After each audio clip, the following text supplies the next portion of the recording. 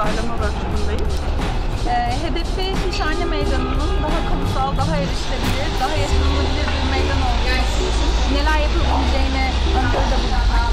Başlangıç noktası olarak aslında Sishane Meydanı'nı anlamaya çalıştık. Konsolosluk bize ev sahipliği yaptı. Özellikle design thinking ve fikir alışverişi, brainstorming bölümlerinde. Onun sonrasında alana gidip geldik, veriler topladık. Buranın kullanıcılarıyla yaptığımız görüşmeler sonucunda aslında birkaç şey ön plana çıktı.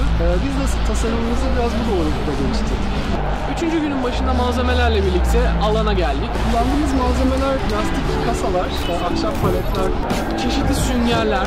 Kamusal mekanda oluşturacağımız bu niş için aslında iki tane L şeklinde duvarı birleştirerek bir tasarım yapmaya çalıştık. Hem kapalı hem de geçirgen bir yapılıp gösteren bir modül tasarladık. Bu workshop'un diğerlerine göre benim için daha özel kılan önemli şey, bu düşünce sürecinin sonunda gerçekten bütün workshop katılımcılarının bir arada kolektif bir çalışmayla tasarlanan ürünü mekanda gerçekleştiriyor olması.